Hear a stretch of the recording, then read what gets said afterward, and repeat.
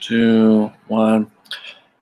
Well. It's the return of the Good Brothers on the Bleacher Preacher NBA podcast.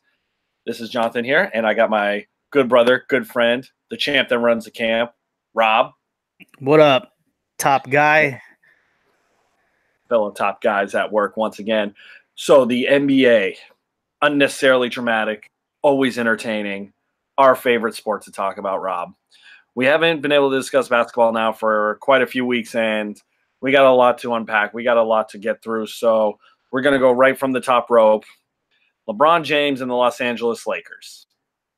What was pegged to be an exciting season filled with LeBron leading a core of young, upcoming all-star caliber players. It was going to be another fun year of Laker basketball.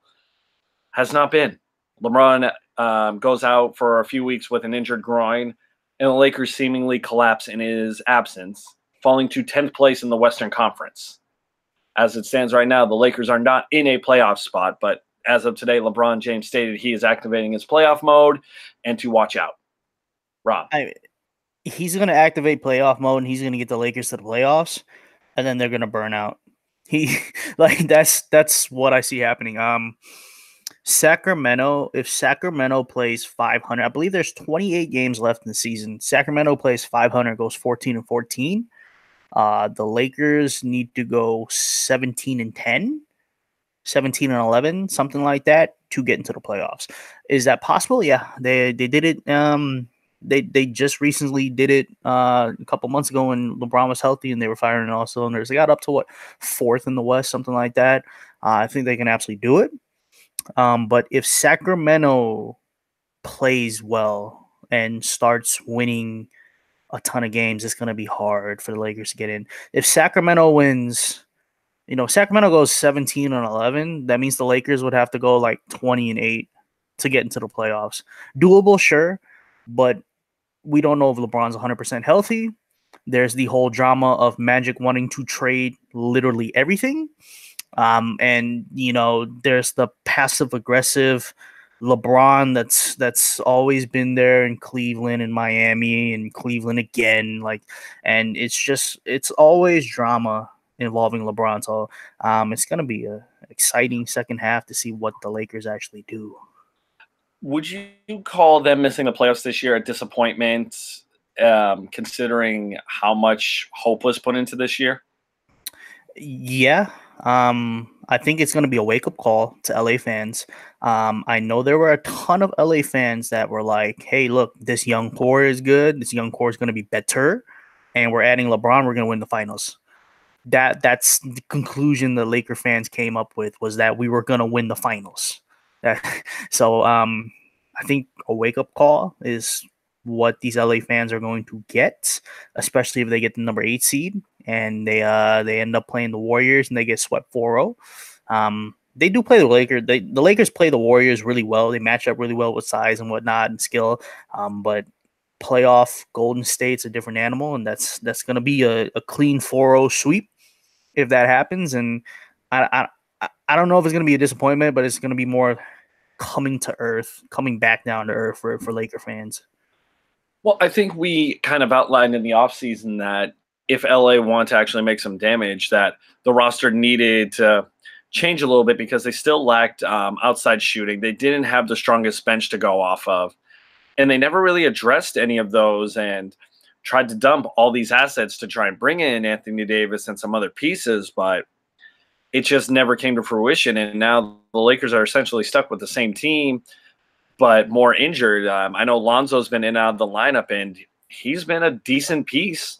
Or actually, he's been more than decent. He's actually been having one of his better seasons that's not getting discussed enough.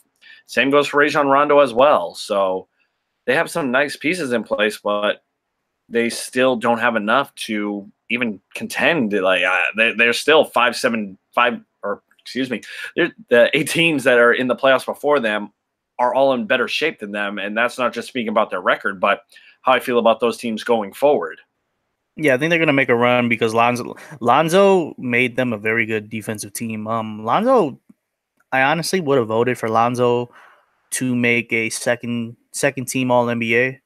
I think he's right behind Marcus Smart and Drew Holiday for first team all defense. I think he's close and he's got a shot. He just missed, too many games in my opinion this year to be considered first team all defense. But second team all defense, you could probably get away with putting Lonzo on there because he's actually made that much of a difference. As far as shooting, they made a trade for Reggie Bullock and they made a trade for Mike Muscala. They had to give up Zubac and Svi, which was kind of the Muscala trade really didn't make any sense. But now Muscala is one of their best shooters, which is kind of weird because if Mike Muscala is one of your best shooters coming off the bench, you're in trouble. If Mike Muscala is playing heavy minutes for you, you're tanking. That's just what it is. And I know, he played minutes for Philly's in the thick of a playoff race, but Mike Muscala is not the guy you want coming off your bench and taking 4 or 5 threes. Reggie Bullock is a good piece. Svi in a second rounder for Reggie Bullock. Yeah, sure. Not bad. Having to give up Zubac. They gave up Zubac to get off of Mike Beasley to open up a roster spot and bring back Muscala when they could have just cut Muscala. They could have cut Beasley and kept Zubac and just signed whoever they wanted. But I digress. I just don't understand some of the moves that Lakers made. But yeah. I was honestly surprised that J.R. Smith wasn't somehow sent to the Lakers. I really thought that was going to happen sooner than later. Yeah, like J.R. Smith and the corpse of Tristan Thompson. He's been hurt a lot this year. Tristan Thompson has bigger issues this week than where he's playing basketball, so he's got to get all that figured out first. Yeah, and it would have looked worse in LA. Tristan Thompson in LA would have magnified his problems. Man, kind of going hand in hand with teams making a big splash. Out in the East, you had Philadelphia. The Sixers go and acquire Tobias Harris. So, along with Tobias Harris, they also bring in Boban, a 7'6" giant off the bench. I love Philadelphia Boban. now running probably one of the best defensive teams in the NBA right now. So with Joel Embiid, Ben Simmons, Jimmy Butler, JJ Redick, Tobias Harris, Philly's now in a position to make a run in the East, and you really like this move for him, and you don't think it's going to be a one-year rental. Yeah, I think so. There's only two things that's going to happen. Either Jimmy and Tobias Harris leave and they go ahead and use that cap space to re-sign or to sign like a big free agent like a Kyrie or a KD or a Kawhi. One of the things that happened is Boban is also on a 1-year $7 million deal, and they traded away Fultz's $9 million commitment. So they can open up a max slot if they both leave. But all signs point to them going ahead and re-signing Harris and re-signing Jimmy Butler.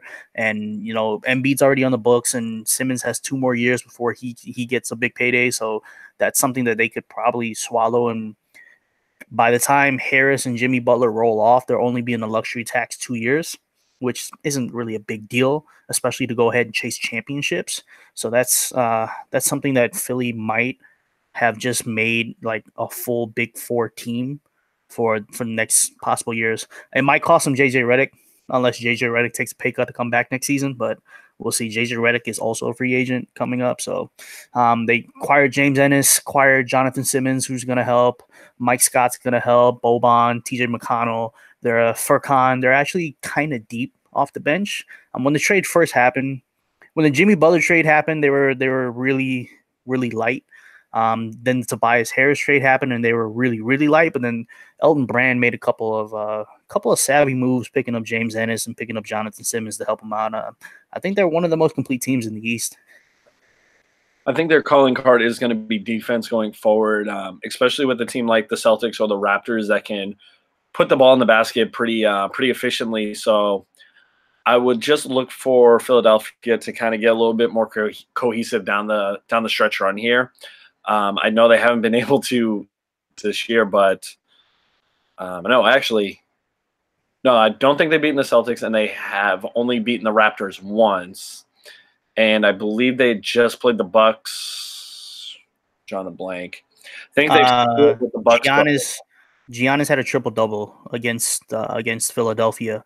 I think that was the only time they played this year, I want to say. But I vividly remember Giannis having a triple-double against the Bucks. or not the Bucks, with the Bucks against 76ers. Against the six, yeah. So I do like where Philly's going. I like where they stand right now. I believe that the playoffs had started today. They're the 4-5 matchup against the Celtics. So they have a good defense, but the only really question I have is who's gonna be defending like the point guards. Like when the 4-5 matchup, who's on Kyrie? Is it Ben Simmons? Is it Jimmy Butler? Like who is going to get the Kyrie assignment 4-5, as well as when they go ahead and move like ahead, like who's going to get the Giannis matchup? Is that because I don't think Tobias Harris can stay with Giannis? Are we going to give him Jimmy, who I think Giannis bullies, or are we going to give him Ben Simmons, who Ben Simmons versus Giannis is actually a very good matchup, but I think Ben Simmons is probably going to be nothing on offense if he has to guard Giannis for 40 minutes a night, which is, that's a task. Then you're going to be in foul trouble. You're going to be exhausted guarding Giannis. And then who's going to get the Kyle Lowry matchup? Who's going to get the Kawhi and Kyle Lowry matchups and the Pascal Siakam matchups against Toronto? Because I think Pascal Siakam has an advantage over Tobias Harris, has an advantage over Jimmy Butler and Ben Simmons. It's like, where are you hiding JJ Redick on defense too? So they have a good defense. Sure, Embiid's a defensive player of the year candidate, and he's going to be anchoring down that middle. But it's still that individual matchup, like people that can take that series to the next level. Like who's guarding who is what I'm wondering with Philly.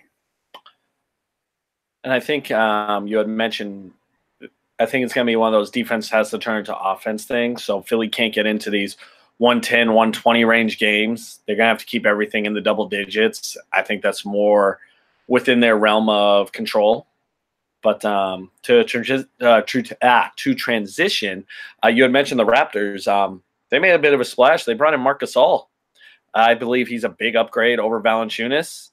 I like how he's able to spread the floor a little bit better for the Raptors, more so with his passing, not just his shooting. And I like Toronto. I like how Toronto's equipped now going into the stretch run here. Yeah, they can still go ahead and make their lineups to so if they play the 76ers and Embiid, you can throw out Marc Gasol out there to combat Joel Embiid and have that size. And then if they play like Boston, you can put Ibaka at the 5 and try to use a little bit more quickness. You can play Siakam with Ibaka. You play Siakam with Gasol. You could play Ibaka and Gasol. So there's a lot of people there that lineups. Like you do a lot of makeshift lineups, which is very, very helpful. It's crazy that they kept Siakam and Fred VanVleet, who I believe are their 3 best young bench players, role players, and we're still able to get Marc Gasol and Kawhi Leonard. So in the Marc Gasol deal, it was DeLon Wright and Jonas Valanciunas, and in the Spurs deal, it was DeMar and it was Jakob Poeltl. So being able to acquire Marc Gasol and being able to acquire Kawhi Leonard without giving up Pascal Siakam and OG Anunoby and Fred VanVleet is actually that's ridiculous. Good job. Hats off to Masai Ujiri for doing that. So they're well equipped. I think they're going to make. I still think they're the best team in the East. Toronto is. So it's going to be exciting to see what they got in the second half. Now I believe they are. I want to say a game and a half, 2 games ahead of Milwaukee for first place in the East. They're second. I think Milwaukee's got the best record. I think they have a win more than against Toronto. A win more than Toronto. I mean, yeah, I believe Milwaukee has the best record in the league, while Toronto has the second best record in the league, and then Golden State's third. I want to say. Yeah, it's just scary to think that Golden State they're just now getting Boogie back to a full rotation load here, and I think it's just a matter of time before it all comes to fruition, and we'll just have to hope the Warriors implode again. He looks great for them. He looks exactly what they needed. Pick and roll, pick and pop, trailing threes. He's able to move the ball around. He's a willing passer. I've seen him and Clay. Him and Clay have some chemistry there as well. So Boogie has looked really good with Golden State. Keeping things in the West, the second overall seed actually belongs right now to the Denver Nuggets, and I think it's time we give MVP consideration to Nikola Jokic. Yeah, I think he's my first team All NBA center right now, just ahead of Embiid. I think he's in the top 5, I would say, for MVP. You know, whenever you can put up 2010 and almost 10, he's almost at a triple double. He's like what 2010 and like 7, I want to say. That's special as a big man. That is very, very special. He's improved a lot. You know, he's got the reign of the offense now. They don't even run a true point guard. They just run Jokic, and Denver's going to be a scary out in the playoffs. And they just got Isaiah Thomas back as well. So if IT can even recapture a form of what he was when he was with the Celtics, that could be a scary place to play in the second, third rounds. I mean, Denver already a tough place to play, and when you have a complete team like the Nuggets are rolling out right now, it's going to be a tough out. Right now, they would be playing the Spurs in the playoffs. So one of the matchups I'm looking forward to, or not looking forward to, but hoping is hoping LeBron and the Lakers get the 7th seed, and it's the Lakers versus Jokic and the Nuggets, because the Nuggets are a better team, and they're going to be able to beat the Lakers, but it's still LeBron James in the playoffs. So I want to see what gives first. I think that'll be a very, very interesting matchup to watch. I love Denver, man. Jamal Murray is coming into his own. Gary Harris has been a solid player. Malik Beasley has been great. Monte Morris has been a fine. They just have players that, you know, they throw out there and they just play hard. Like Will Barton's great. Paul Millsap's there as well. Jokic. They have a Plumlee, you know, like Isaiah Thomas. There's just a lot of guys there that just contribute and are really good that I just like enjoy. Another team I wanted to brush over was the Oklahoma City Thunder. Paul George has turned it on the past couple of weeks, generating MVP buzz of his own. Him and Westbrook, you know, that's probably one of the better tandems you will see in the NBA.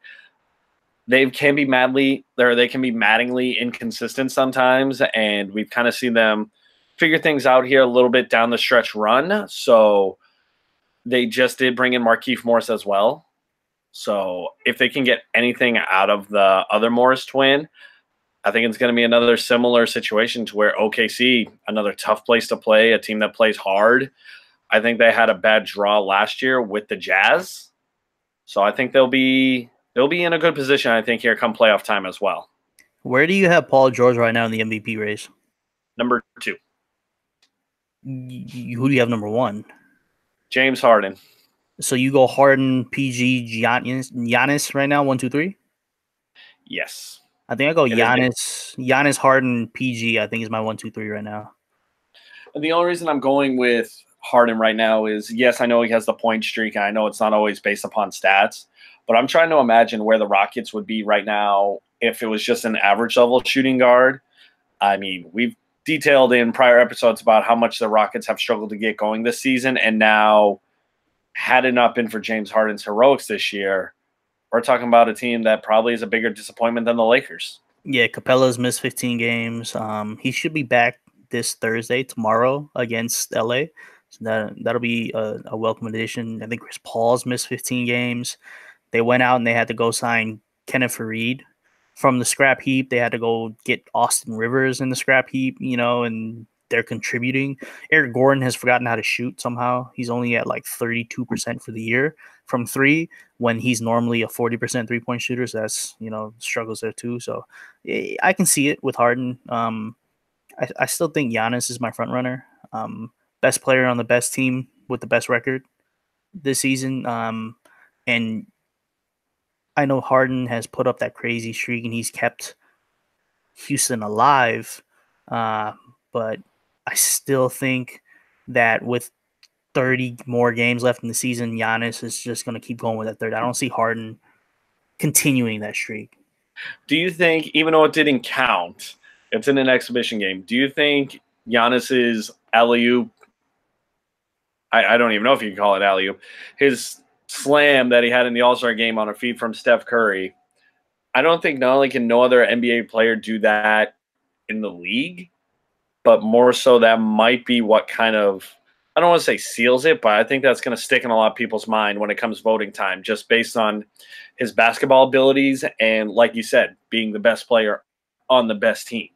I think only two. Okay, well, I guess Hamidou Diallo could probably get up there. He's got his head up there. But like honestly, like LeBron and Anthony Davis were probably the only people in that game that could do that dunk of what Giannis did. Like other than that, like I really don't see anybody else doing that dunk. But yeah, with us talking about Paul George and bringing it back there, I think Paul George is he's going to be a favorite in Defensive Player of the Year voting as well, and he's literally KD. Like everything that KD did with the Thunder, Paul George has replicated that. He's exactly what KD was to the Thunder, which is crazy to lose KD in free agency and then get Paul George and have somebody to 100% replace KD in the numbers and all that, and his role with Russell Westbrook. Like that's crazy to me. I think that for most of the teams, that's one I brush over. Everyone else has kind of been par for the course. I know Portland's been trying to make some noise. They're kind of in that middle, like 7-4 area right now. So they're going to hang around. You still have your Utah to worry about. Somehow the Clippers sold off everyone, are still in a playoff spot at this moment, but they should be giving that up to Sacramento here pretty soon, who I don't know if you've caught any Kings games this year. They've been a fun watch. Yeah, just on the Clipper note, I don't think they fall off. I think they play 500 basketball for the rest of the year. Like I don't think they do too bad. In my opinion, they traded away Avery Bradley, so they're gonna give more minutes to Shai Gilgeous-Alexander, which is needed. Gallinari's still there, you know. Harrell's gonna get more minutes as well. Like that, they didn't really make a bad trade. Like Landry Shamet they acquired Landry Shamet and Wilson Chandler for Tobias Harris, and both of those guys are really good players. Lou Williams is still gonna explode. Lou Williams is gonna have 3 games this year. There's 30 games left in the season. He's gonna have 3 or 4 games where Lou Williams goes for 35, and he's gonna win him the game. Like this, they're not an easy out. Interesting to think, because that was a team when you look at their roster on paper, it's just okay. It's not going to do much, but like you said, if anyone does end up in that 8th seed, it's like, okay, you get 4 games against Golden State. Have fun. Yeah, that's not that's a death wish right there. Just kind of moving on. I know we brushed on it briefly, but what's your 2 cents on this whole Anthony Davis saga? Publicly demanding to be traded, and now it's looking like the Pelicans are going to shut him down for the rest of the year. So I think him wanting to be traded, publicly demanding a trade, was the work of his agent. I think it was the option where, look, we got to get out of New Orleans right now. You got to go on record and say you want out, and they're not going to hold on to you for the rest of the season, and they're not going to hold on to you for in the summer. They're going to have to trade you. They can't keep you while you publicly demand a trade, and you're going to tank their season like that. But then the Pelicans, they called the bluff, and now they're holding on to AD. They called AD's bluff. They called AD's agent's bluff, and they're holding on to him, which is one, crazy. 2, with the Lakers, the Pelicans 100% leaked every trade offer the Lakers ever sent them, 100%. And I don't know if that was a shot at Rich Paul, the agent of AD, who also is, Clutch Sports, also LeBron James. There's a lot of ties there. So I don't know if they just did that in spite of that, because he publicly said he wanted to be traded, and he kind of publicly said he wanted to go to LA. So I don't know if it was just to kind of punish him or whatever, or if they never really had any intentions to trade him to LA. But it's been like a really messy drama. And I think that's where, I don't want to say the Pelicans screwed up, but they essentially put all the onus of this back onto the Lakers and Magic because they were the ones that were being the most vocal about it, where the Pelicans were like, we're not just going to let you stand here and kind of take us out to the woodshed. So I'm not a fan of how this whole process is handled out, but it's, this is just what the NBA has now become, is where the players, they're going to be vocal about what they want to do, where they're playing, but who they're playing for. And I don't know how much of this can honestly change. I mean, I don't think it's just a matter of players wanting to complain or outright say, I don't want to play for the small market team, or I don't like this coach, or I want to be with my friends. We all knew AD wanted to be on the move. We know his free agency is going to be coming up here in 2 years now, so I don't necessarily think that it was a blown opportunity for the Pelicans to jump on this package, where you're talking about getting Ball, getting Ingram, getting Kuzma, getting the draft picks. There was never any validity behind those claims. But I think it's going to come down to, I think the Pelicans are going to come to a conclusion that they might not get a package better than that, and they might lose AD for less. The thing is, I think that LA package is still going to be there in the summer. Yeah, LA can be like, well, who am I bidding against?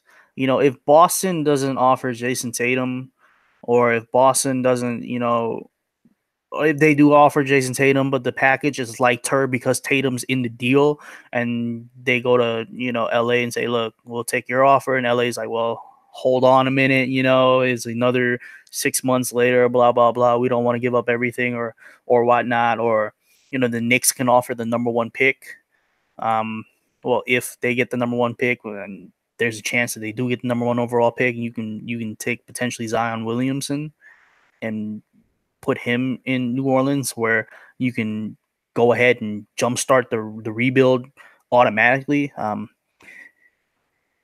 But it's just, I feel like AD could have handled it better. I think it was a little bit more messy. I think they went for the most public option, the most you have to trade me now option to try to get out of New Orleans as fast as possible, and it backfired. That's what I think happened. As far as the packages are concerned, with Boston, what would you realistically give up? See, now what I would realistically give up, I don't think would meet what the Pelicans are looking for, because if the Pelicans are smart, you don't take any deal that doesn't get you Tatum, Brown, and picks. And that's just the base. I mean, we're going to be also thinking of having either Morris thrown in there, Baines, Tice, Robert Williams.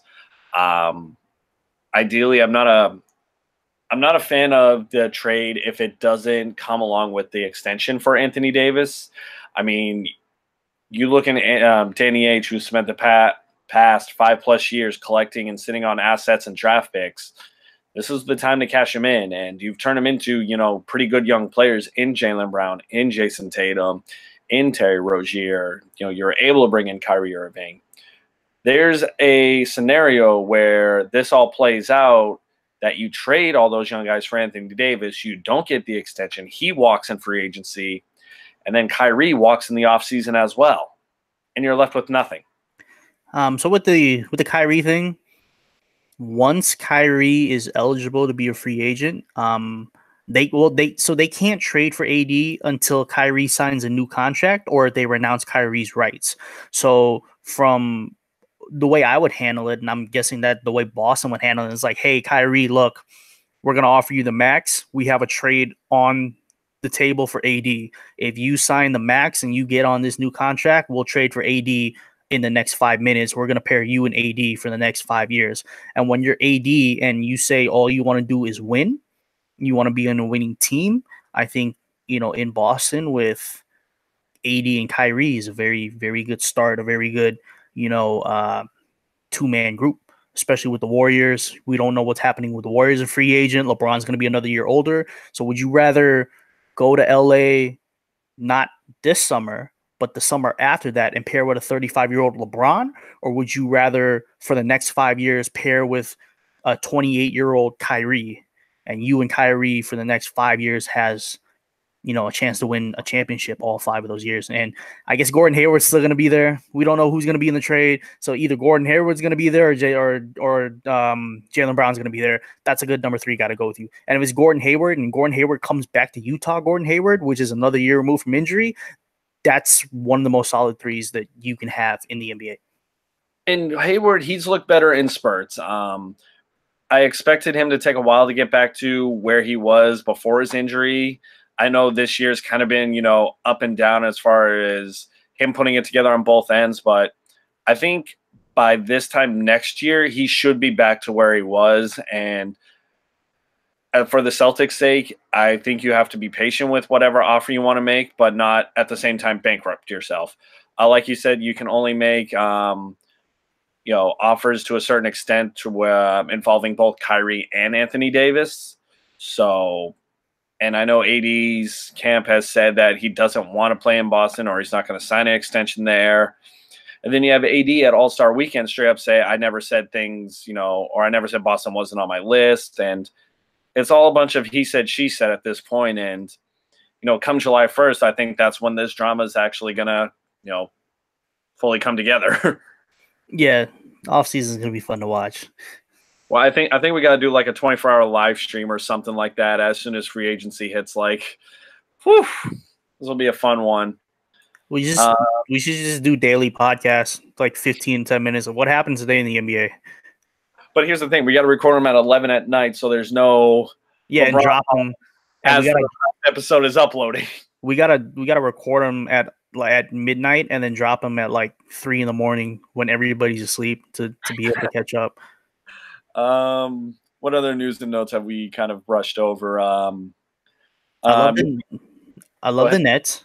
Yeah, I was gonna say your Brooklyn Nets. They're looking really good right now. D'Angelo Russell gets an All-Star nod this year. If you guys haven't watched any Nets games, this is a good squad to watch. I've really liked watching Brooklyn this year. Yeah, so Karis LeVert's coming back. Karis LeVert twisted his ankle the other way, and he's back already. Like we're talking about, like, okay, see you next year, and then it's like, oh wait, he Paul Georged himself and came back in 6 weeks, which makes no sense. But yeah, Karis LeVert, Spencer Dinwiddie's still hurt, but once Dinwiddie comes back, D'Angelo Russell, Dinwiddie, Joe Harris, Karis LeVert, that's a really good guard rotation. That's a really good wing rotation. Russell made an All-Star. That's going from LA and being used as a piece to get off of Timothy Mozgov's contract and getting traded to Brooklyn and then being an All-Star while LA's having their whole thing with their young guys and who's and who do you want to keep, who do you want to trade and whatnot, and D'Angelo Russell becoming an All-Star. That's a success story to me. Joe Harris is shooting like 46% from 3. He won the 3-point contest. He's awesome. He was out the league for a couple of years, and now he's back, and he's gonna get paid too. Everybody wants a shooter. He's great. There's just a team that they kind of need one star, but other than that, they're fun to watch. Their coach is great. Atkinson's great. Jared Allen's good. Rondae Hollis-Jefferson balls like this. I picked the Nets to make the playoffs, and they're validating me, which I like. But they're a fun team to watch. And as we go into the stretch run, we got to start thinking about who we kind of touched on our MVP talk. Who you think is going to be our defensive player of the year? I think Paul George gets it. I think he's got that narrative going around, and narratives wins awards. So I think Paul George takes it. I think I'm either going to go with PG. I would want to give it to Joel Embiid, but it looks like he's going to be shut down here for the next couple of days with a knee sprain, so might lose a little buzz around that. Most improved, Siakam. I was going to say Pascal's looked really well in Toronto. Or John Collins. John Collins quietly is 20-10. Okay, maybe he's not 20-10. I think he's like 19.8 and like 10.2. But like 20, that's semantics. John Collins is 20-10, and he's shooting like 35% from 3 with like two threes a game, which I never thought that he could even shoot. I thought he was just an athletic big coming out, and he's gained a shot. Atlanta's going, maybe I'll call it now. Atlanta's going to make the playoffs next year. I mean, it's not out of the realm of possibility. Trae Young's going to be a year older. They're gonna have the number 3 pick and like the number 6 pick, and they're gonna take like R.J. Barrett, and they're gonna take Nasir Little and R.J. Barrett, and those guys are gonna combine with Trae Young and John Collins to have like one of the brightest futures in the league, and they might be the Sacramento Kings of next year. And of course, they play in the East, so if they get 500, they're the 3 seed. Yeah, exactly. Just don't blow too many games, and you'll be okay. Orlando is fighting for the 8th seed. They're 25-32. The East makes no sense. Yeah. We're in agreement. Luka is going to be the rookie of the year.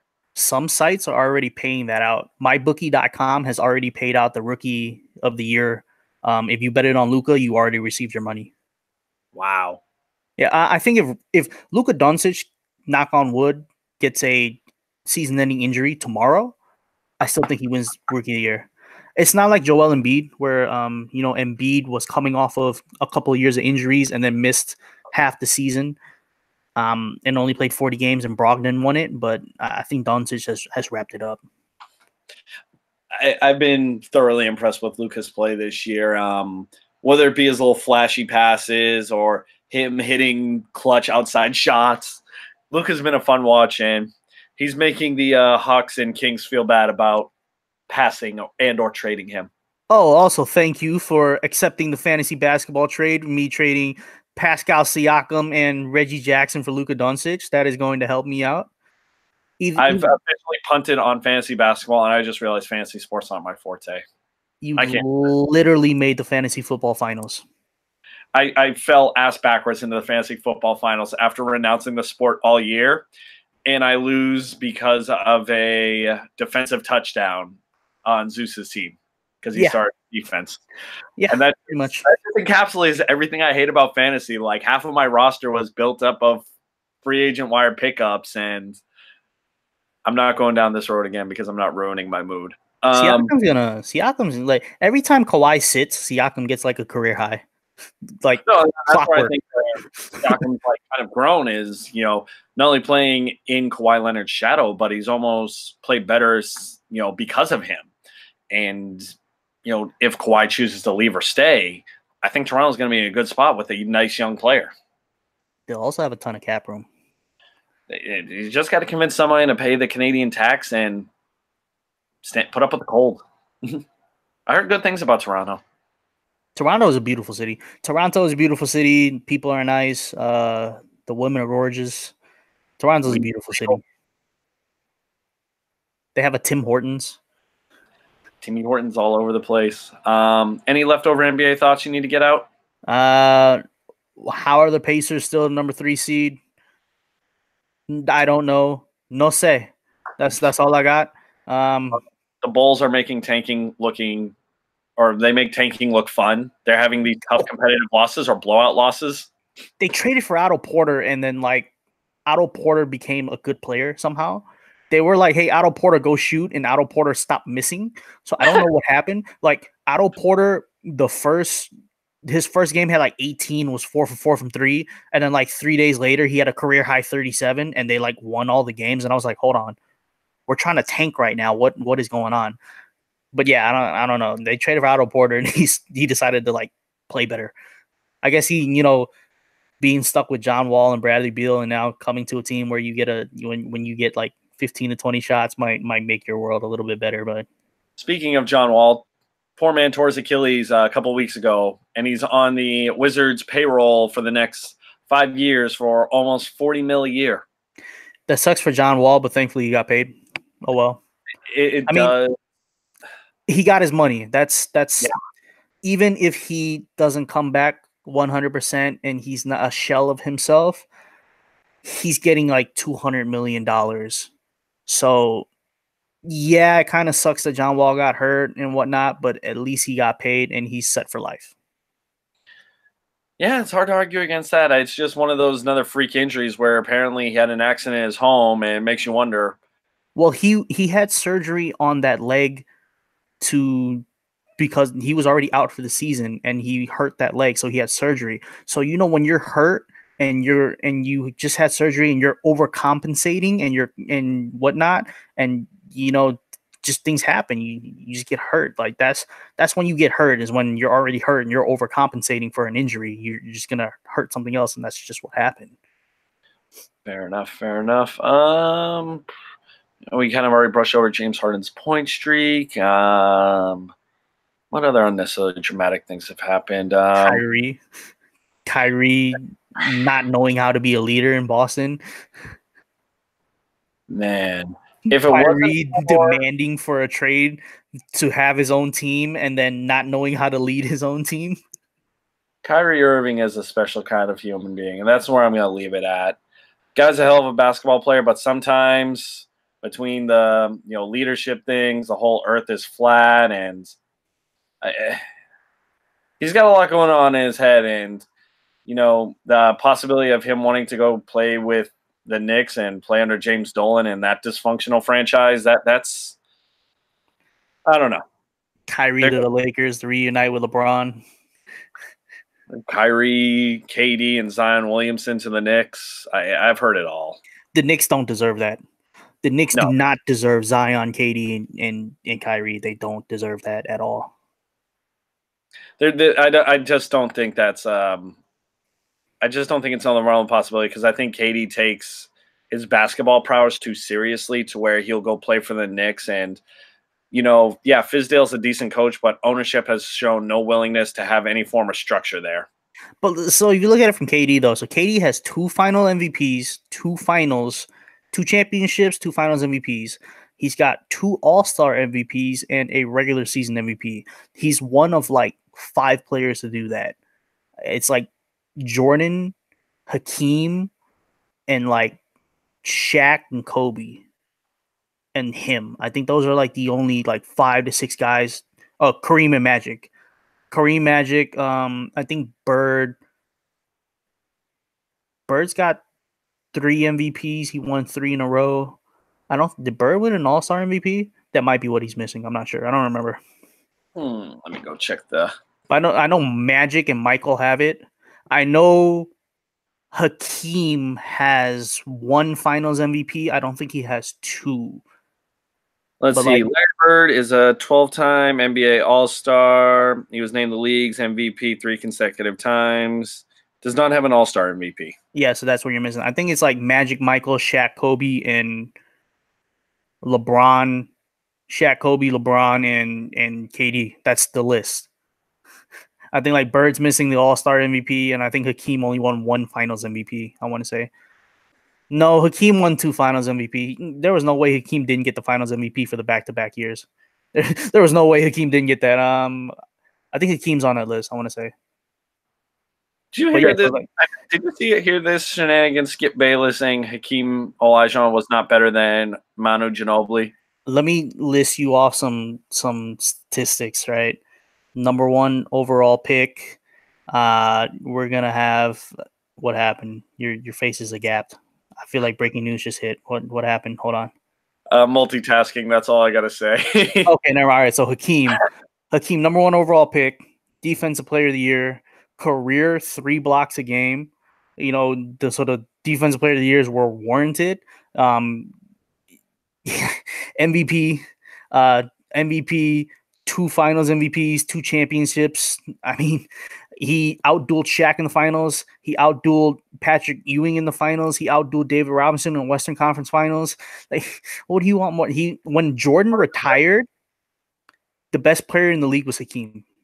And that's the thing. People don't realize that, he was in the Jordan shadow of that era, but we're talking about one of the best 2-way players of all time, to where someone was the man was an absolute terror on both offense and defense. And to say a 6-man and an occasional starter on the Spurs were a dynasty, but they never really wowed anybody with numbers or anything along those lines. Ginobili's not a top 10 shooting guard of all time, but Hakeem is probably my number 3 center of all time. And I think he has a case to be a number 1. Like, it's not necessarily a bad case when you put out his accolades and what he's accomplished. It just so happens that he's behind a Kareem, a Shaq, a Bill Russell, So my top 5 centers of all time is Kareem, Shaq, Hakeem number 3, and then Bill Russell and Wilt. That's my top 5. And you can make an argument for Hakeem over Shaq, and you can make an argument for Hakeem over Kareem. There is an argument there, but I think Shaq is kind of more dominant as in his prime, even though like Shaq was outdueled by Hakeem in that 96 finals. But even that, and then Kareem, I think Kareem's still my number 1 center of all time. Not a bad group to be a part of, but shame on you, Skip Bayless, for even uttering that sentence. I think that's all I can really think of as far as NBA wise. Like, of course, news changes on a daily basis with this league and its players, but luckily the trade deadline's behind us. Playoff picture is starting to take a lot more focus, or starting to come into a lot more focus here. Still a lot to get sorted out. I think the East is going to be a fun watch this year. I know we let off the podcast talking about the Lakers and their struggles right now. So just kind of cap things off, Rob, what percentage do you have the Lakers of getting into the playoffs? 33%. This could be the first time, I think, the first time in his career that LeBron doesn't make the playoffs, right? I think he missed it his rookie year. Yeah, well, he missed it his rookie year, and they were the number 10 pick. Do you know who they took with that pick? Number 10 pick, so that would have been 2004. I'm doing this off the top of my head because I know the pick. Number 10 overall, lefty from Oregon. Lefty from Oregon. It was not. Oh God, I'm looking at him in my face. It wasn't Larry Hughes. His first name started with an L. Oh goodness, I'm looking at him in my head. I'm trying to think who was on that 2007 team. He didn't play. He didn't amount to much. The number 10 overall pick from him missing the playoffs, it didn't amount to much. Luke Jackson. Luke Jackson was the number 10 overall pick. I was going to say, go through about 10, 15 guesses. I never would have got him. Like, I'm trying to think of that 04 draft, and I'm like, yeah, I got nothing. Yeah, I don't know why I know that. I just do. It's just gonna be weird seeing an NBA playoff run with no LeBron James after being in 4 straight final, or God knows how many straight finals at this point. I've lost track. I believe it's 8. It's unreal to think that's, a very distinct possibility, and we're all but assured the final streak is going to be broken this year. But stranger things have happened, so never say never. Yeah, I put it at 30%, but it's more like 100%. LeBron's not going to miss the playoffs. LeBron's not going to miss the playoffs until he does miss the playoffs, pretty much. They missed the playoffs. Does this mean full-time Lakers slander returns? I haven't stopped. I don't think I've stopped. I mean, even when they were winning, I never stopped with the Lakers slander. Oh, it doesn't get old, man. Well, I think that's going to do it for this episode of the Good Brothers Basketball Podcast. Yeah, I thought of a new name. I'm hoping it sticks. You can follow the show at Bleacher Preacher Podcast on on Instagram. On Twitter, we're at Bleach Breach Pod. We are on all major I can't speak, man, while watching a hockey game. We are on all major podcast networks except Spotify. So find us in the Apple Store, Google Play, Stitcher, Spotify. No, Spotify. SoundCloud. I was getting to that S name. Regardless, it should be a fun second half of the NBA season. Or excuse me, you can find me on Twitter at Jonathan_R. Rob _BPP. For all the Lakers slander and all the other fun stuff that comes with it. Thank you again, guys, for listening, and we'll catch up with you again here real soon. Peace.